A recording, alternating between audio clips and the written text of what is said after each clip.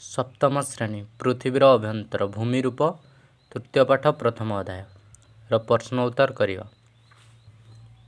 1 number क महादेशीय संचलन कौन? आई उत्तर होउछि पृथ्वीर कठिन भूभाग उपरे आमे बसवास करुछे। यह आमको स्थिर और चलन शून्य लगे। प्रकृत पक्षे उभय स्थलभाग और जलभाग सर्वदा गतिशील। यही गतिशीलता को महादेशीय संचलन कहुए। महादेशीय संचलन द्वारा फाट सृष्टि हैला एवं जलभाग स्थलभाग गुड़िक अलगा अलगा होईगला। 1 नंबर ख प्लेट बा पटल गतिर कारण कौन? अश्ममंडल केते गुड़िए विशाल पटल बा प्लेट रे विभक्त। एही पटल गुड़िकर गति बेग अति धीर। एगुड़िक वर्ष को प्राय 5 सेंटीमीटर बा ताठारु कम गति करती। अश्ममंडल निम्नांशरे अर्धतरल शिला बा माग्मा गतिशील होइथिबारु अश्ममंडलीय पटलर गति संभव होइछि। एहाकु पटलर विवर्तन बा प्लेट टेक्टोनिक कहा जाए। भू अभ्यंतर रे माग्मा चक्राकार रे गति करिथाए। एहाकु पटल गतिर कारण कहा जाए। 1 नंबर ग स्थानीय भावे भूमिकंप पूर्वानुमान किपरि करा जाए? आई आम्भे माने पूर्वरे प्रस्तुत थिले भूमिकंप जनित क्षयक्षति अनेक परिमाण ह्रास पाई परिबो। साधारण भावे पशुपक्षी मानकर व्यवहारिक परिवर्तन लक्ष्य करी स्थानीय भावे भूमिकंपर पूर्वानुमान करा जाइथाए। भूमिकंप हेबारु पुष्करणीय माछ आंदोलित होइथांती। साप गातरू पदाकू बाहरी आसंती। गाई गोरु माने हठात बबाली छाड़ती। घ स्तरच्युत काहाकू कहा जाए? केतेक अभ्यंतरीण शक्ति प्रभाव रे शिलास्तर उभय दिगरे टाणी होई जाए। क्रमे फाट सृष्टि हुए। फाटर उभय पार्श्वरे थिबा शिलास्तर रे चलन होई कौनसी अंश उपरकू बा तलकू चली जाए। फलरे विभिन्न शिलास्तर मध्यरे तालमेल रहे नहीं। एहाकू स्तरच्युत कहा जाए। 1 नंबर उदाहरण सहित विभिन्न प्रकार पर्वतर नाम लेख। स्तूप पर्वत बेले बेले दुईटी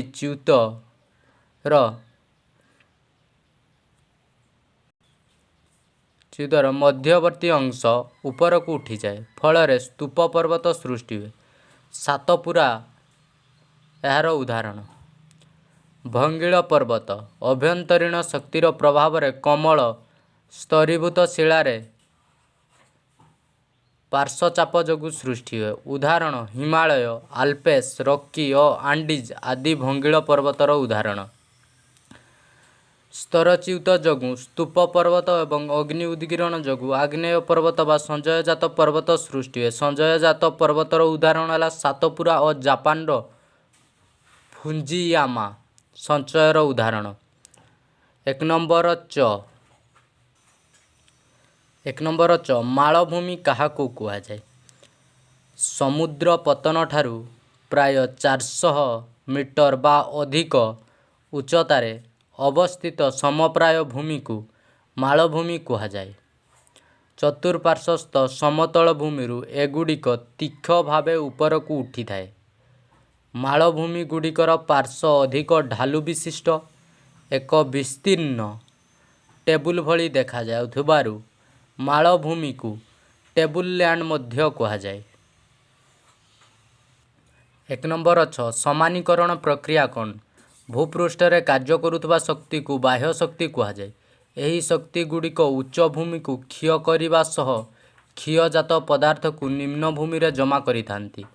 भूपृष्ठ को क्रमे समतल भूमि बा समप्राय भूमि रे परिणत करिबा एगुड़िकर कार्य एहाकू समानीकरण प्रक्रिया कहा जाए। 1 नंबर ज अशक्राकृति हृद किपरि सृष्टि हुए? बाली पट्टू आदि जमा हेबाकू लागे। धीरे धीरे नदी बांकर उभय मुंड परस्पर अति निकटवर्ती होइथाए। बन्या समय बुलाणी पथ परित्याग करी सीधा सड़क प्रभावित हुए। नदी बांकटी एक क्षुद्र अगभीर ह्रद आकार रे रही जाए। एहीपरि हृद को अशक्राकृति हृद कुहाଯାଏ। उदाहरण स्वरूप ओडिशारे अंशुपा हृद महानदी विच्छिन्न होई एक अशक्राकृति हृद। ग्राबरेखा कौन? हिमबाह बही आणुवा भिन्न भिन्न आकृतिर शिला अणुको एहार पार्श्व तथा अग्रभागरे जमा करिथाए। एही संचित भूमि रूप हिमबाहर पार्श्वर रेखा सदृश लंबी रहिबारु एगुड़िक ग्राबरेखा कुहाଯାଏ। निय बालुका स्तूप किपरि सृष्टि हुए? पवन बही नौथुवा बाली और धूलिकण आदि को एहार बेग ह्रास पाइले जमा करे। अपेक्षाकृत बड़ बड़ बालुका राशि मरुभूमि भितर छोट छोट पहाड़ आकार जमा हुए। यह बालुका स्तूप कुहाଯାଏ। यह विशेषकर राजस्थान थर मरुभूमि रे देखा जाए। 2 नंबर ठीक उत्तरटी बाछि लेख। केउटी एक द्वितीय श्रेणी भूमि रूप? यह हूँ जलप्रपात। केउटी पृथ्वीर तरित चलन जोगु होइथाए? यह हूँ पर्वत गठन। केउ नदीटी एक ग्रस्त उपत्यका दे प्रभावित होउछि? महानदी। उत्तर अमेरिका केउ पुरातन भूखंड अंश थिला? होउछि आंगारालैंड। भूमिकंप उत्पत्ति को कौन कुहाଯାଏ? यह उपकेन्द्र कुहाଯାଏ। भूमिकंप उत्पत्ति स्थल को भूमिकेन्द्र नुआ भूकेन्द्र कुहाଯାଏ। एई केन्द्र केन्द्र कुहाଯାଏ। अशक्राकृति हृद केउठी देखा जाए? नदी उपत्यका। छतुशिला काहा द्वारा सृष्टि? पवन। केउठी सामुद्रिक तरंग द्वारा सृष्टि? प्लावन भूमि। पट्टु व्यंजन पहाड़र केउ अंशरे सृष्टि हुए? शीर्ष देश। चूनपत्थर अंचलर भूपृष्ठ शुष्क नदी उपत्यका को कौन कुहाଯାଏ? यू उपत्यका। 3 नंबर स्तंभ दुईटी मध्य संपर्क स्थापन करी लेख। हिमबाह भूतल जल। तीर्कोण भूमि बरफ स्रोत। बेलाभूमि मरुभूमि। बालुका स्तूप कठिन शिला। जलप्रपात नदी। उभाला उपकूल।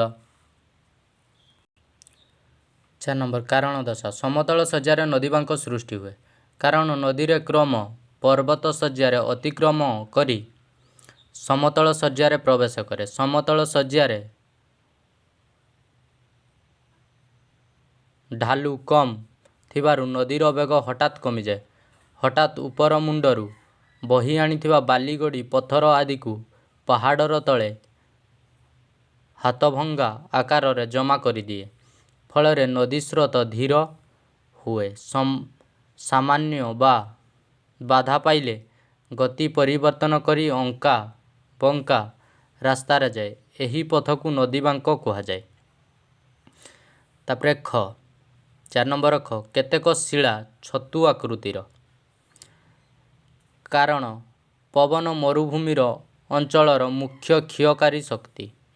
मरुभूमि पवनर बेग अधिक होइथाए। पवन सह बाली और शिला रेणु मिसी एहार क्षय शक्ति बजाई थाए। भूपृष्ठरे अल्प किछि उच्चतारे पवन अधिक क्षय करिथाए।